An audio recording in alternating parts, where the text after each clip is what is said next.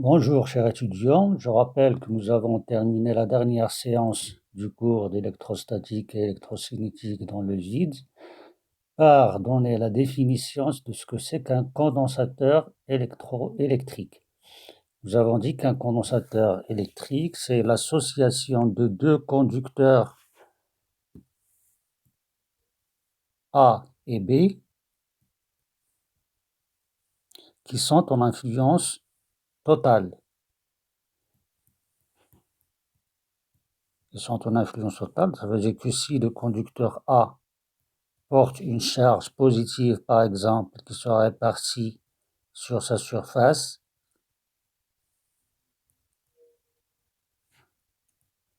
telle que la charge c'est QA, et bien sur la surface interne du deuxième conducteur B, nous allons avoir des charges négatives d'après le théorème des éléments correspondants, et que sur la surface interne, je vais avoir la charge totale moins QA. Ça, c'est ce qu'on appelle un condensateur. Donc, c'est l'association de deux conducteurs A et B en équilibre électrostatique, séparés par un milieu diélectrique, c'est-à-dire par un isolant. Et dans notre cas, l'isolant, ça sera le vide. Nous avons aussi défini la capacité d'un tel condensateur par la relation C égale QA sur VA moins VB, c'est-à-dire c'est la charge du conducteur A sur le potentiel VA, puisque c'est un conducteur en équilibre, VA est une constante sur le conducteur A, et VB aussi, c'est une constante sur le conducteur B. Et la capacité, c'est le rapport de la charge sur la différence de potentiel VA moins VB, qui est aussi égal à QB sur VB moins VA, sachant que QA est égal à moins QB lorsqu'on a l'influence totale. Nous avons aussi montré que le symbole d'un condensateur, le symbole électrique d'un condensateur,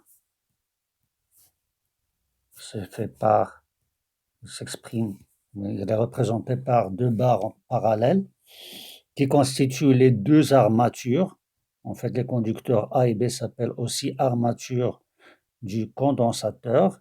Et nous avons montré que l'association de condensateurs en série va donner une capacité équivalente qui est telle que 1 sur C équivalent est égal à la somme des inverses des capacités. Et lorsque l'association est en parallèle, alors la capacité équivalente, c'est la somme des capacités individuelles de chacun des condensateurs. Ça, c'est la définition générale. Mais bien sûr, dans la réalité, dans la pratique, les formes des surfaces constituant les condensateurs sont des formes bien particulières, et on a des formes géométriques particulières qui peuvent être la forme plane, ou bien cylindrique, ou bien la forme sphérique. Nous allons étudier un exemple de calcul de la capacité d'un condensateur qui a une forme géométrique simple, et nous allons choisir un condensateur plan. Exemple, condensateur plan. Un condensateur plan, ce sera un condensateur qui sera constitué par deux armatures planes, une armature A et une armature B, qui ont la même surface S, les surfaces en regard sont les mêmes, et l'écart entre les deux armatures, on va l'appeler E. Si on suppose que l'armature A porte une charge positive, QA, Donc nécessairement, sur la face en regard du conducteur B, on va avoir une charge négative QB qui est égale à moins QA. D'abord, est-ce que cette association vérifie la définition d'un condensateur, c'est-à-dire que les deux conducteurs sont en influence totale? Eh bien, on voit que ceci n'est pas tout à fait vrai parce que au niveau des voisinages des frontières, voisinage des bords, on peut avoir des lignes du champ qui s'échappent, qui ne partent pas de A pour arriver vers B, mais qui peuvent partir de A pour aller vers l'infini. Dans ce cas, ce n'est pas tout à fait un condensateur en influence totale, mais on dit que si on se place très loin des bords, on peut supposer qu'on a un condensateur, qu'on a l'influence totale. C'est pourquoi on dit qu'on néglige les effets de bord.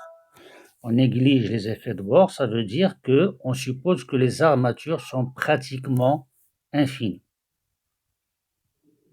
On néglige les effets de bord.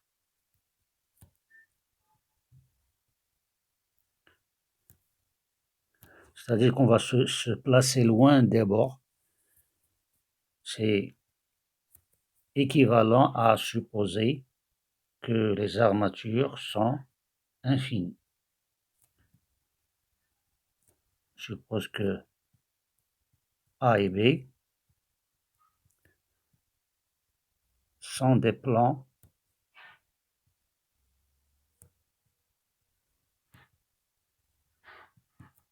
infinis. Bien, alors si c'est le cas, on va avoir cette figure qui représente les deux armatures avec un axe Z qui est perpendiculaire aux surfaces des deux armatures. L'origine est située sur l'armature A et l'armature B est située à l'ordonnée E, parce que l'écart entre les armatures est égal à E. En supposant les armatures comme étant des plans infinis, on va chercher la capacité de ce condensateur plan en négligeant les effets de bord. La capacité d'un tel condensateur, c'est égal à QA sur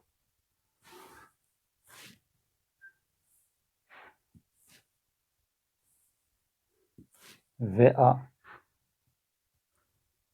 moins VB.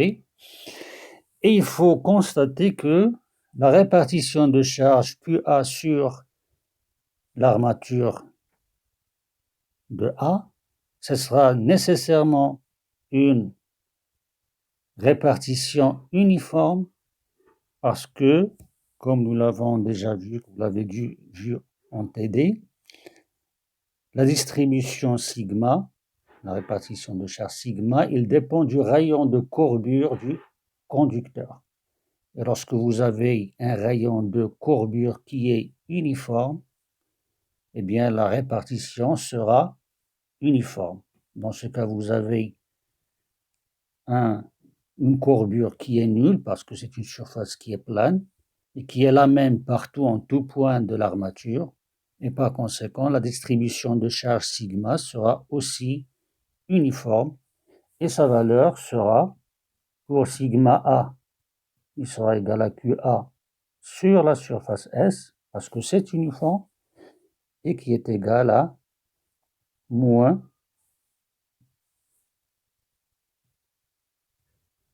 sigma B qui est égal à moins QB sur S. Bien, je rappelle aussi pour déterminer cette capacité que la différence de potentiel VA moins VB,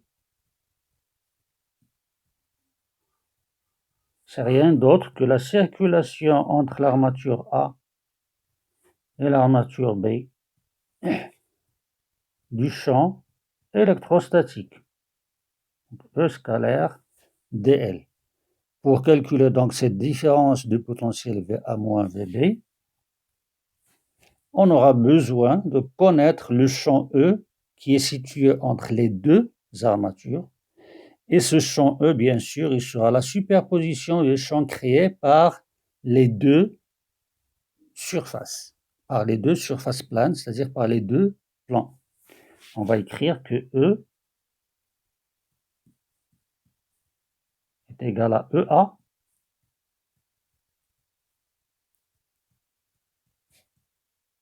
plus EB. Le champ créé par un plan infini, il est connu, nous l'avons déjà établi, vous le connaissez déjà. C'est égal, si la distribution de charge, si la densité de charge c'est sigma, eh bien, au-dessus du plan infini, E est égal à plus sigma sur 2 epsilon 0, et en dessous, il sera égal à moins sigma sur 2 epsilon 0, et le champ, il est normal par rapport au plan infini. Donc, dans notre cas, le champ, il est normal, donc il sera porté par le vecteur unitaire EZ, il sera suivant l'axe OZ, et suivant la position de Z, on va avoir soit plus sigma sur 2 epsilon 0, soit moins sigma sur 2 epsilon 0. On va voir donc EA qui est égal à plus ou moins sigma A sur 2 epsilon 0 K,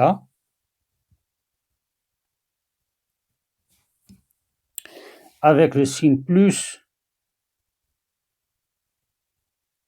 si Z est au-dessus du plan, c'est-à-dire Z supérieur à 0, et on aura le signe moins si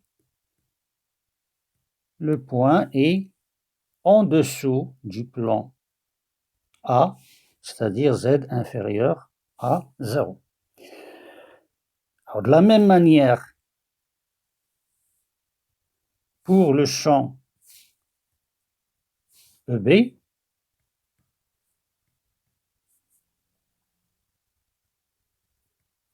ça sera plus ou moins sigma B sur 2 epsilon 0 K, avec toujours le signe plus si le point M est au-dessus du champ B, c'est-à-dire si Z est supérieur à E. Et on va avoir le signe moins si Z est inférieur à E. Bien, alors en combinant entre ces deux relations, je peux faire un petit tableau qui va me résumer la valeur du champ en tout point de l'espace. Je vais prendre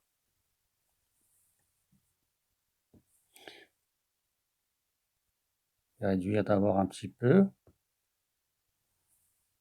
Voilà. Et puis, je vais prendre un tableau dans lequel je vais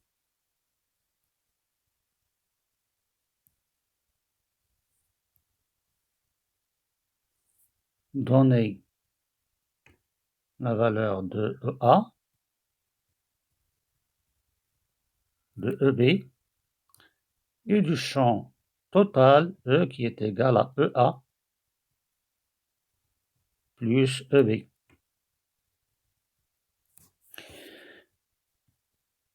Je pars de moins l'infini jusqu'à 0, de 0 jusqu'à E, et puis de E jusqu'à plus l'infini.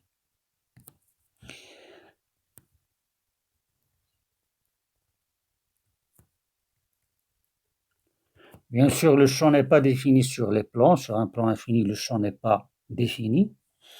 Alors, EA, lorsque Z est inférieur à 0, je viens de voir que c'est égal à moins sigma A sur 2 epsilon 0.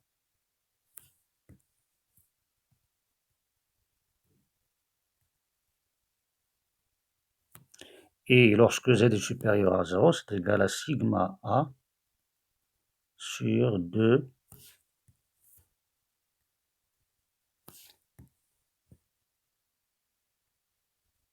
epsilon 0. Pour EB, c'est pareil. Donc là, j'ai moins sigma B si moins sigma B sur 2 epsilon 0 si Z est inférieur à E, et moins sigma B, c'est plus sigma A. Donc plus sigma A sur 2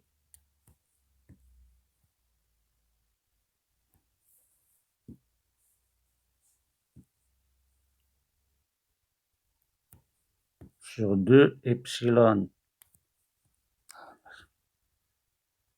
0 ici, et là, au-delà, c'est moins sigma A sur 2 epsilon 0. En fait, c'est sigma B sur 2 epsilon 0, mais puisque sigma B est égal à moins sigma A, ça donne moins sigma A. Alors maintenant, si je fais la somme, je vois qu'entre moins l'infini et 0, le champ est égal à 0. Alors tout ceci, il faut voir que s'il faut multiplier par un vecteur unitaire, bien sûr, K. Donc là, on va avoir 0. Ici aussi, on va avoir 0. Et entre les deux armatures, j'ai sigma A sur 2 epsilon 0 plus sigma A sur 2 epsilon 0 qui donne sigma A sur epsilon 0 suivant le vecteur unitaire K. Donc, en résumé, le champ total créé par les deux armatures constituant ce condensateur plan, il donne un champ qui est nul à l'extérieur du condensateur et qui est uniforme et qui vaut E égale sigma sur sigma A sur epsilon 0 porté par le vecteur unitaire K entre les deux armatures, c'est-à-dire lorsque Z est compris entre 0 et E. Bien, alors maintenant si je reviens à la différence de potentiel, VA moins VB qui est la circulation du champ E, il va donner VA moins VB.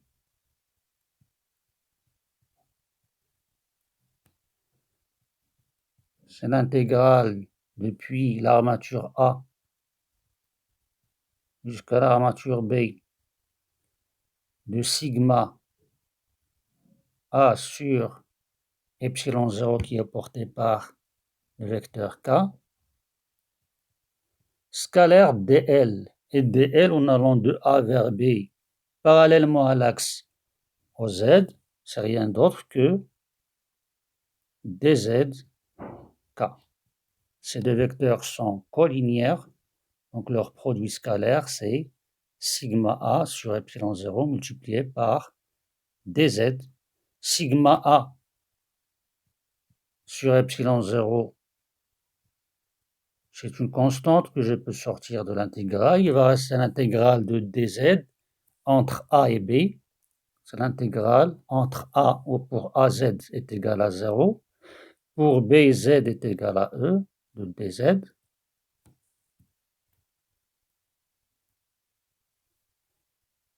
Et ça, c'est sigma A sur epsilon 0 multiplié par E, qui est l'écart entre les deux armatures. Ça, c'est la différence de potentiel VA moins VB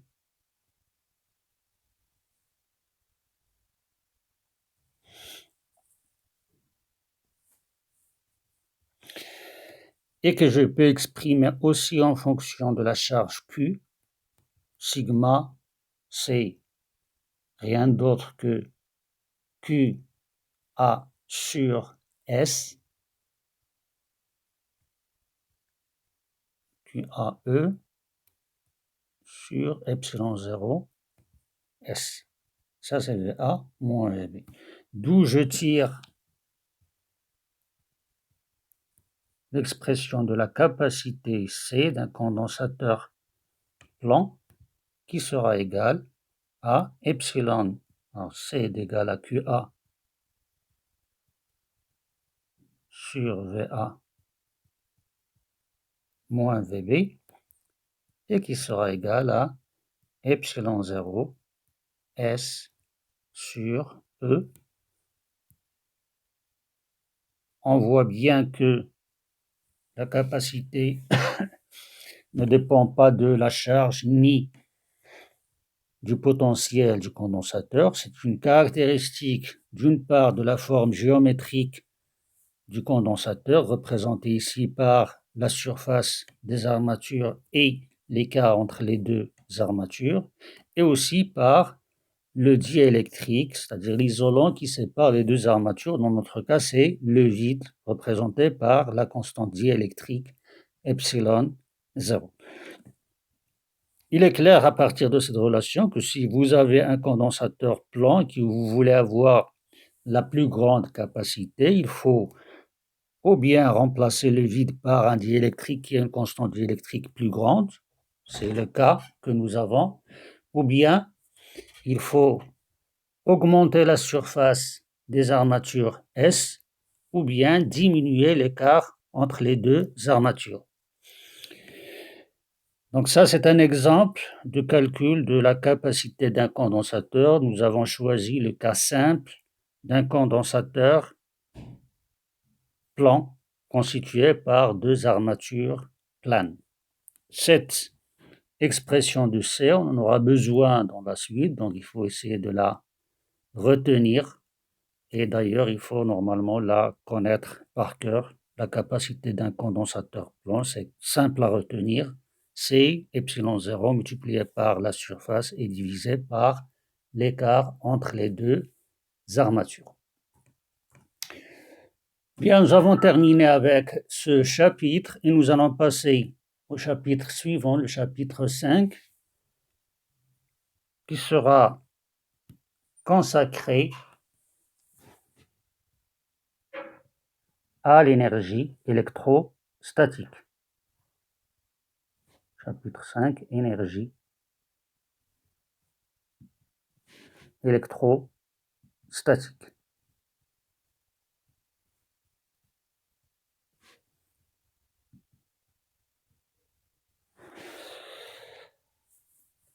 Grand 1, définition.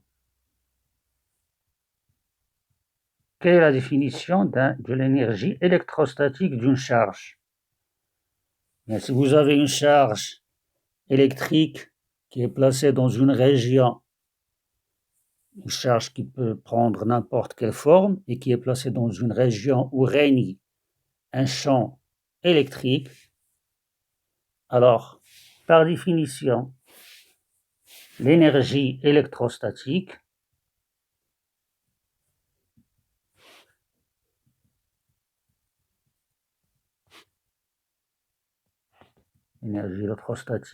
d'une charge électrique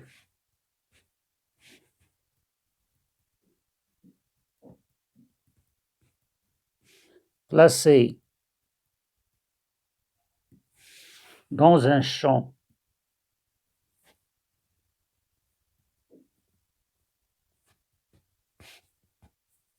électrostatique E,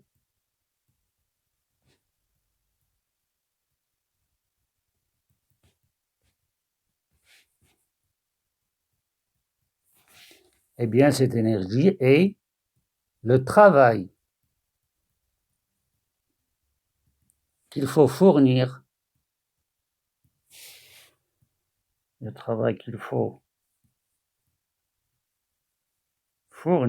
contre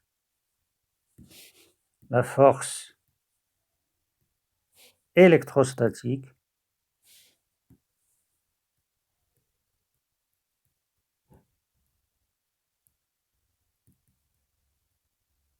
pour amener la charge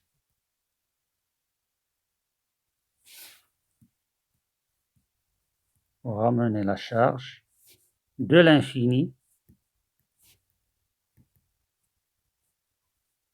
à sa position.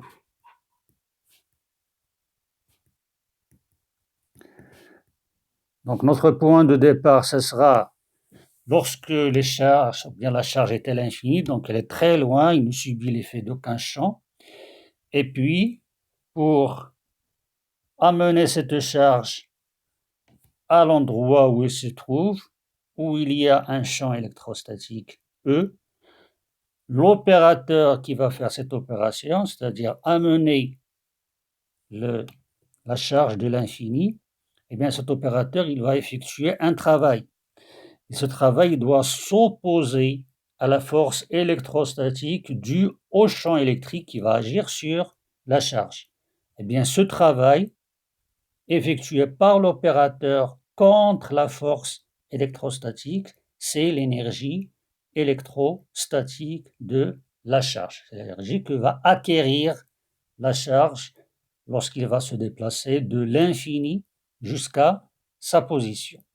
Bien sûr, cette énergie, elle dépend de la position, donc c'est une énergie potentielle. C'est une énergie potentielle.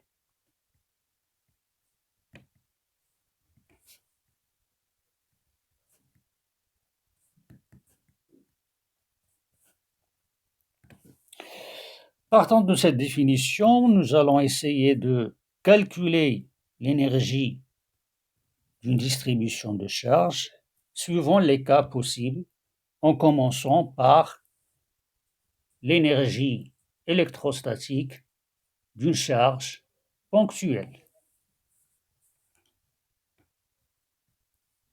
Énergie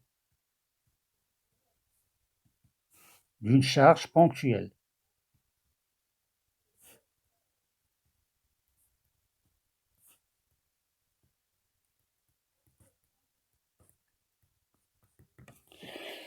Nous allons donc considérer un point M de l'espace.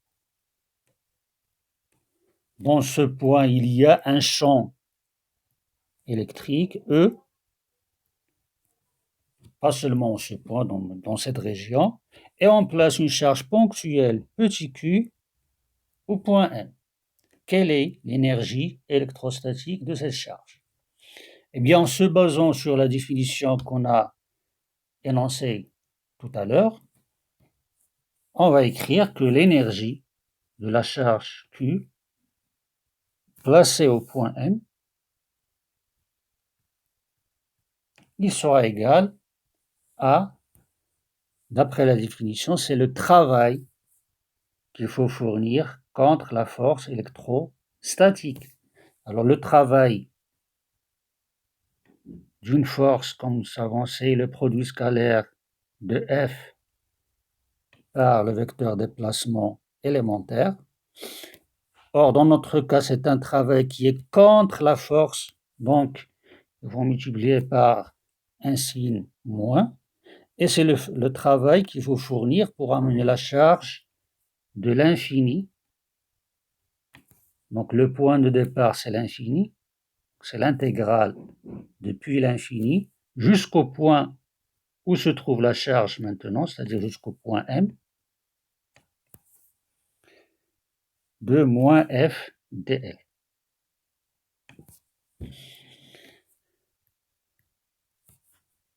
Ça s'écrira aussi l'intégrale de l'infini jusqu'au point M de moins la force électrostatique, c'est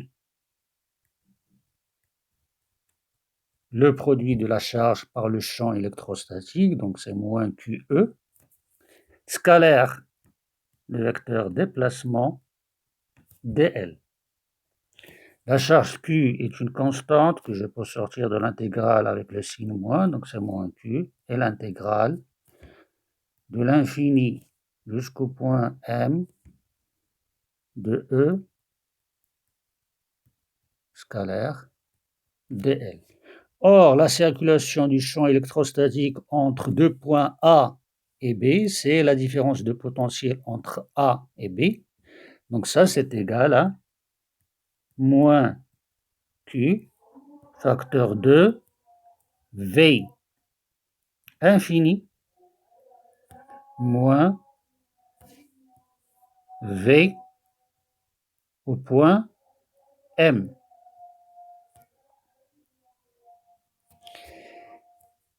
Et ça, c'est égal à, sachant que le potentiel à l'infini est égal à 0, eh bien, ça va donner Q multiplié par V au point M. Et par conséquent, on voit que l'énergie d'une charge ponctuelle placée en un point M où existe un potentiel V, c'est rien d'autre que le produit de la charge Q par le potentiel V au point M.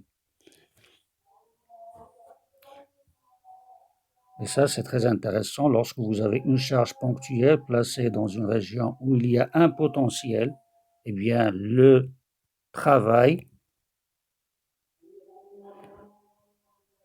VQ fois M, il sera égal à Q multiplié par V M.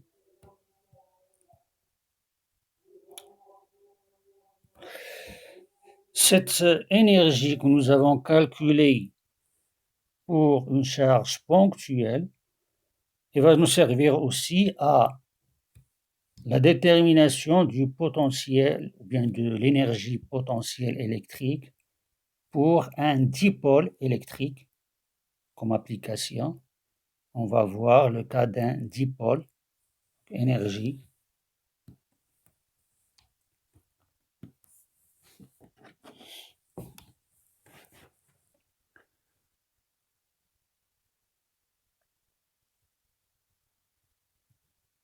En grand 3, énergie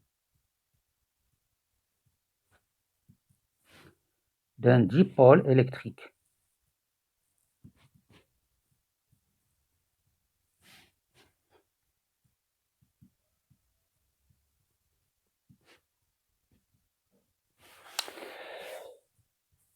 C'est quoi un dipôle électrique? Je donne d'abord sa définition. Normalement, là, je vais donner rapidement ce que c'est qu'un dipôle électrique, ce que c'est que son moment dipolaire et le potentiel qu'il crée, sans entrer dans les détails. Le détail de ce calcul se fera pour les gens qui vont faire électricité 3 dans le module d'électricité 3 lorsqu'ils vont étudier les diélectriques. Mais là, il est intéressant pour tout le monde de connaître ce que c'est qu'un dipôle électrique, surtout que vous le rencontrez dans d'autres matières comme la chimie, par exemple. Alors, c'est quoi un dipôle électrique? Un dipôle électrique, c'est l'association rigide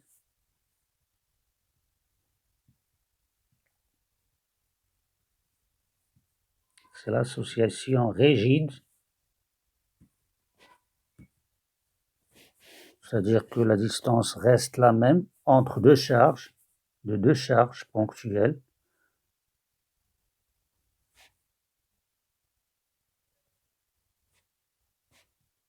Deux charges ponctuelles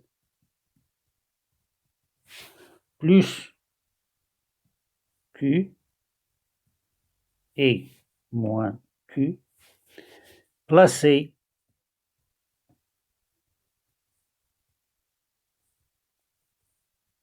au point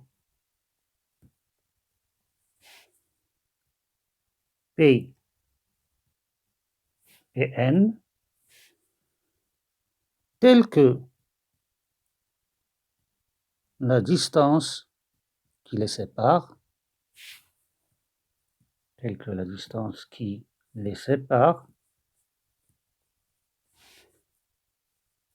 est négligeable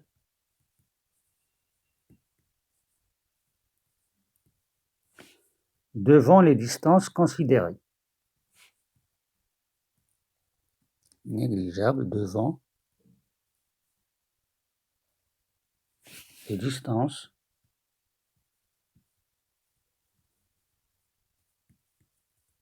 considérées. Donc je vais avoir une charge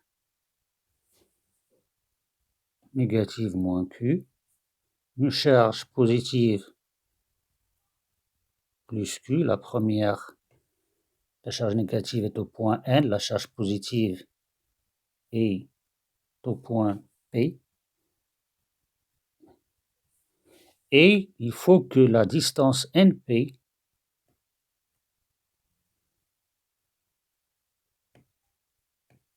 soit très petite devant les distances considérées, c'est-à-dire devant R. C'est ça ce qu'on appelle un dipôle électrique. Et on associe à ce dipôle un moment dipolaire défini par le vecteur suivant. On associe à ce dipôle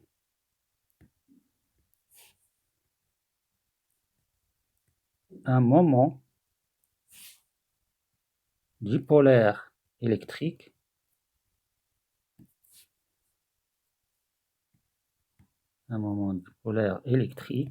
défini par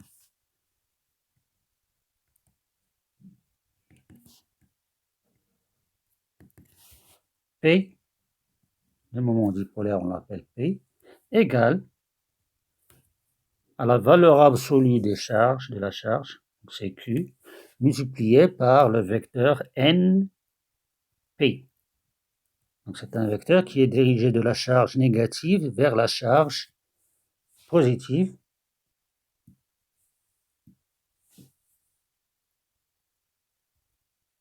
Que je représente ici par une flèche rouge.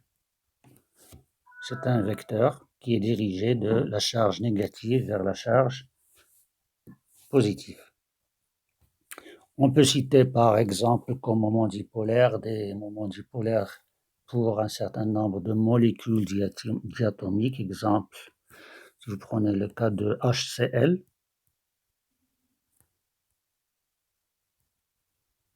vous savez que le chlore est très électronégatif, il est beaucoup plus électronégatif que l'hydrogène, donc du côté du chlore, vous allez avoir le nuage électronique,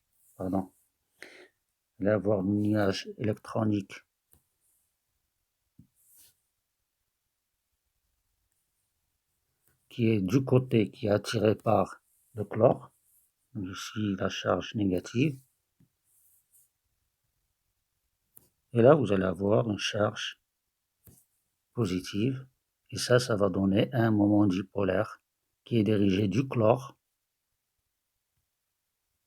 vers l'hydrogène. On peut aussi citer comme exemple le cas de la molécule d'eau, H2O. Vous avez l'oxygène qui est lié à deux atomes d'hydrogène. L'oxygène est le plus électronégatif, donc ici des charges négatives et là des charges positives. Donc là, un premier moment dipolaire, P1, un deuxième moment dipolaire, si vous voulez, P2, et la résultante, ça va donner un moment dipolaire P qui est dirigé comme ça. Ça, c'est juste des indications rapides pour rappeler ce que c'est qu'un dipôle électrique. Et on montre, ça sans faire de calcul, vous allez le voir par la suite, que un moment dipolaire, tel que celui que j'ai cité tout à l'heure, il va créer bien au point M, Vm, le potentiel, c'est égal à P scalaire R sur 4pi epsilon 0 R3 R, c'est ce qui est indiqué sur la figure, c'est la distance qui sépare le dipôle du point N. Et bien sûr, le champ E, on va le déduire à partir de V par la relation E est égal à moins gradient V. Et ça, c'est des rappels pour définir et donner la définition, définir ce que c'est qu'un dipôle électrique ainsi que son moment dipolaire. Alors maintenant, quelle est l'énergie d'un dipôle électrique?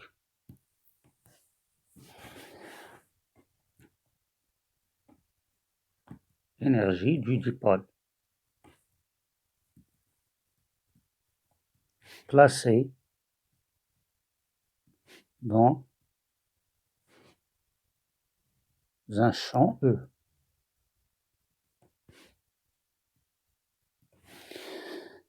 Alors je considère que j'ai ici la charge moins Q au point N, la charge plus Q au point P, et puis j'ai un champ électrique dans cette région de l'espace. Le système étant constitué par deux charges ponctuelles, eh bien je vais dire que W, l'énergie de ce dipôle, WD, c'est l'énergie de la charge moins Q placée au point N, plus l'énergie de la charge plus Q qui est placée au point P. Donc je vais dissocier mon dipôle à deux charges ponctuelles et je connais l'énergie d'une charge ponctuelle placée dans un champ électrostatique. On vient de montrer que c'est le produit. Donc pour W moins Qn, c'est la charge moins Q multipliée par le potentiel V au point N.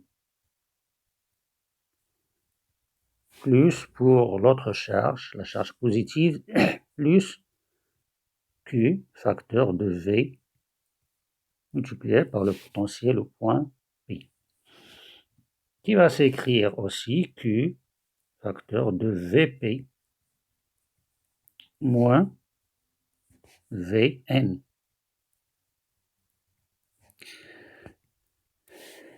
Or, puisque Vp et Vn, puisque les points N et P sont très rapprochés, eh bien ça veut dire que cette variation Vp moins Vn est une variation élémentaire que je peux écrire par dV. C'est la variation du potentiel, c'est une variation élémentaire entre les points N et P qui sont infiniment voisins parce que la définition du dipôle électrique m'impose que la distance NP doit être négligeable devant la distance considérée. Ceci est égal dans Q dV et dV c'est moins E dL d'après la relation est égal à moins gradient V, donc multiplié par moins E scalaire dL qui est égal à moins Q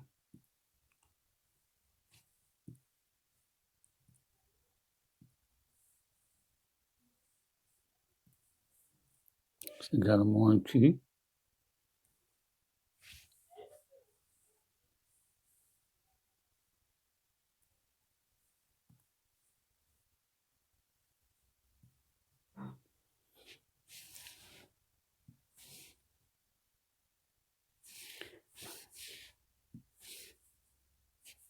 égale à moins QE et le dL c'est rien d'autre que le vecteur NP. C'est le vecteur déplacement élémentaire parce que c'est le déplacement élémentaire de N vers P. Or, moins QE NP, QNP c'est le vecteur P. Or, P est égal à QNP Ce qui veut dire que l'énergie du dipôle, WD, placée dans le champ électrique, il sera égal à moins P scalaire E. Voilà ce qui donne donc l'énergie d'un dipôle placé dans un champ électrostatique E. L'énergie électrostatique de ce dipôle, c'est moins le produit scalaire du moment dipolaire par le champ électrostatique.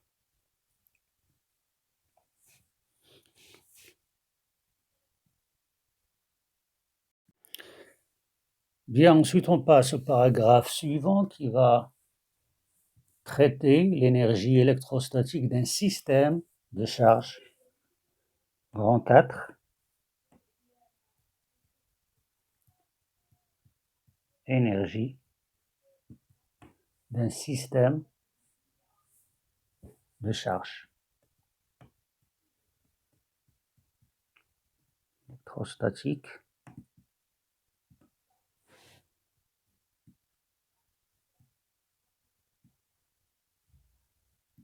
un système de charge.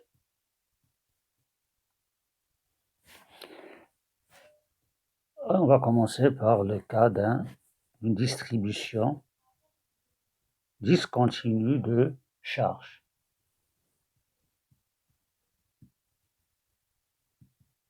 Distribution discontinue de charge ponctuelle.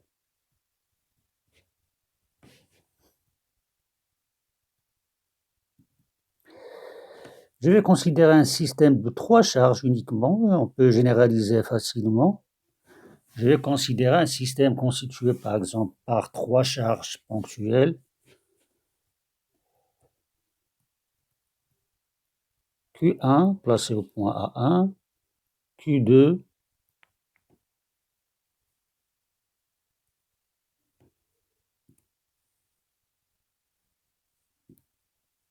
au point A2 et Q3 au point A3. Comment déterminer l'énergie électrostatique de ce système constitué par ces 3 charges Q1, Q2 et Q3?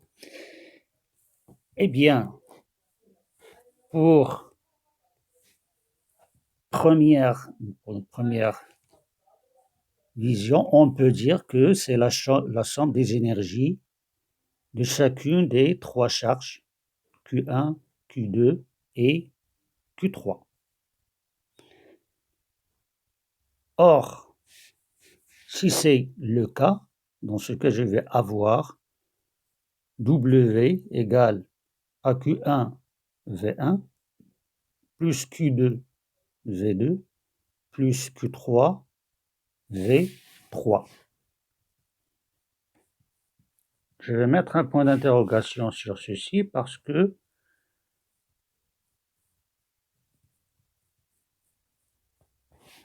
ça reste à vérifier. Avec W1 est égal à Q1 V1 plus W2 est égal à Q2 V2 et plus W3 qui est égal à Q3 V3. C'est quoi V1? Eh bien, V1, c'est le potentiel créé par les deux autres charges, c'est-à-dire créé par Q2 et créé par Q3. Il sera égal donc à Q2 sur 4pi epsilon 0 A1 A2, ou bien A2, c'est la même chose, c'est une distance, plus Q3 sur 4pi epsilon 0, A1, A3. Et il faut faire pareil pour Q2, plus Q2, facteur de Q1 sur 4pi epsilon 0, A2, A1, et plus Q3, le potentiel créé par la charge Q3, sur 4pi epsilon 0, A2, A3. Et enfin plus Q3, facteur de V3, et V3 c'est le potentiel créé par les autres charges, c'est-à-dire A1, Q1 et Q2, ça va donner Q1 sur 4pi epsilon 0 A3 A1 plus Q2 sur 4pi epsilon 0 A3 A2. Je rappelle que A3 A2 ou bien A2 A3 c'est la même chose, c'est une distance. Est-ce que ça correspond bien à l'énergie? Parce que ça va s'écrire 1 sur 4pi epsilon 0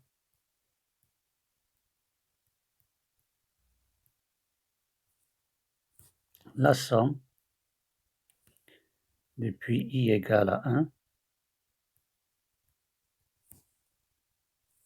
jusqu'à 3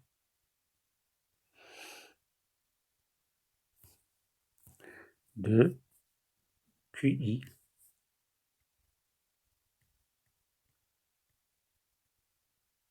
VI, avec VI comme je viens de le montrer. Eh bien, on va vérifier si ceci est vrai ou non en partant de la définition du champ de l'énergie électrostatique. C'est-à-dire que le point de départ, ce sera toutes les charges à l'infini, et nous allons amener successivement ces charges de l'infini à leur position. Et nous allons calculer le travail qu'il faut fournir contre la force électrostatique pour effectuer cette opération. Et nous allons la comparer à ce qu'on vient de dire ici. Est-ce que ce sera bien ça ou non? Bien alors, si les trois charges sont à l'infini, si on utilise la définition de l'énergie, on utilise la définition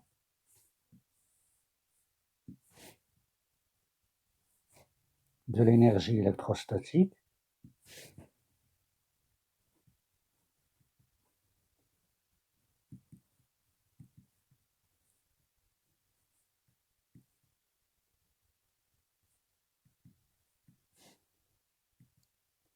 qui est le travail,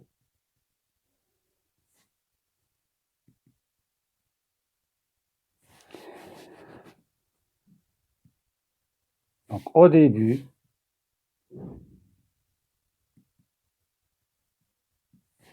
toutes les charges sont à l'infini.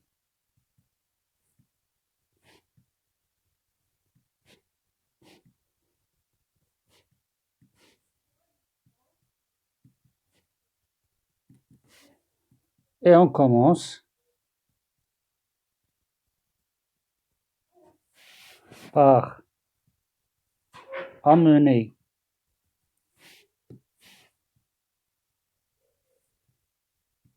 Q1, puis Q2, et ensuite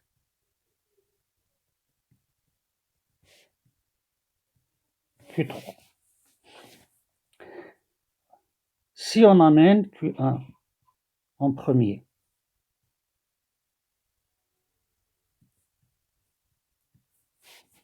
de l'infini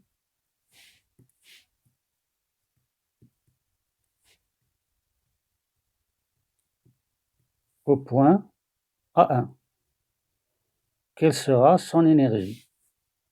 Eh bien, W de Q1 au point A1, il sera égal à Q1 multiplié par le potentiel au point A1. Or, puisqu'il n'y a aucune charge, V de A1 est égal à 0. Donc, je vais amener la première charge au point A1 en l'absence de toute autre charge. Donc, son énergie potentielle électrostatique sera nulle parce que le potentiel au point A1 est égal à 0. Il n'y a pas de charge. Ensuite,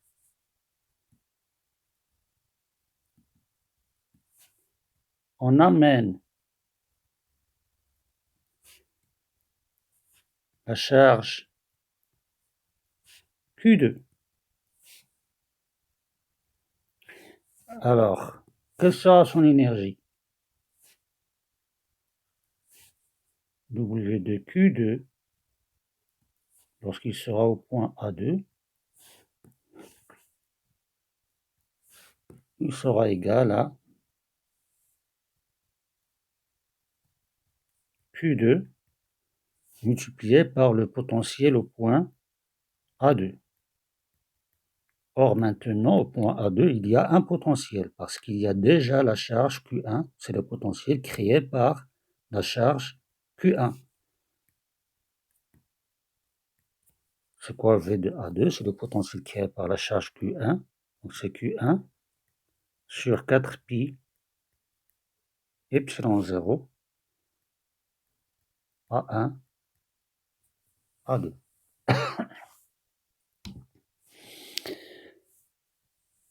Si je poursuis ma démarche en amenant la troisième charge, puis on amène la charge Q3 au point A3, donc W de Q3 au point A3, il sera égal à Q3 multiplié par le potentiel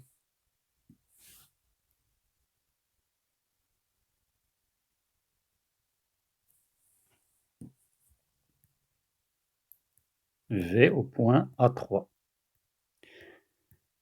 Mais cette fois-ci, le potentiel au point A3, il est créé par les charges précédentes Q1 et Q2.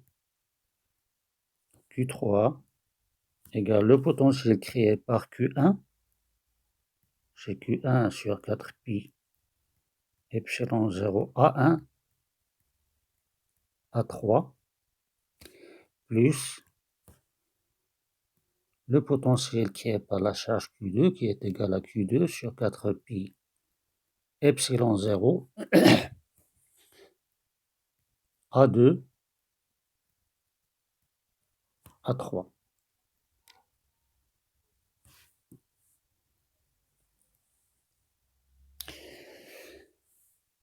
Et bien sûr, l'énergie du système complet, ce sera la somme de ces trois énergies.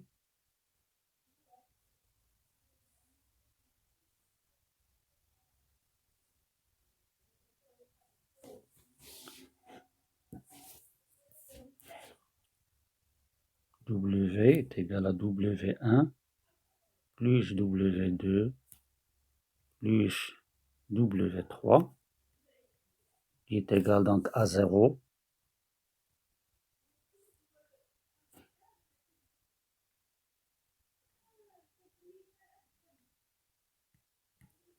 plus W2 qui est égal à Q1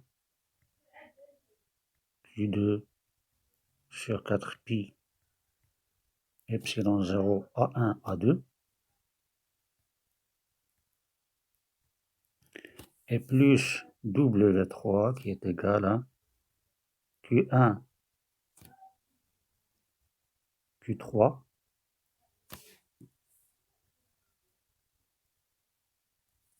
sur 4pi epsilon 0 A1 A3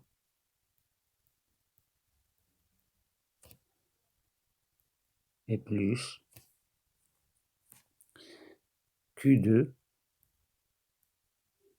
Q3 sur 4pi epsilon 0 A2 A3. Eh bien, si je compare cette expression de W que j'obtiens à partir de la définition avec l'expression que j'ai établie précédemment, ici, 1 sur 4pi epsilon 0, eh bien, on peut constater que ce n'est pas la même chose. Et qu'en fait, il y a un facteur 1,5 entre les deux. En fait, l'expression que j'ai ici, 1 sur 4pi epsilon 0, sigma de i égale à 1 jusqu'à 3 de QI VI, c'est en fait égal à 2 fois l'énergie. Et par conséquent, on peut généraliser ceci au cas général de n charges. Alors somme W en fait est égale à 1,5 la somme de QI égale à 1 jusqu'à n de QI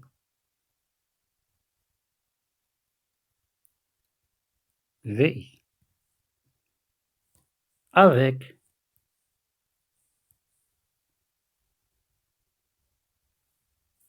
VI, c'est le potentiel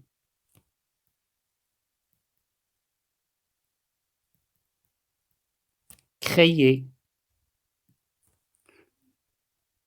au point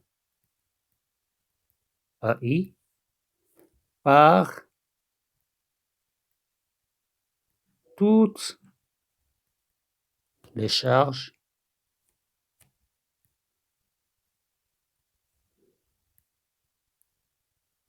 autres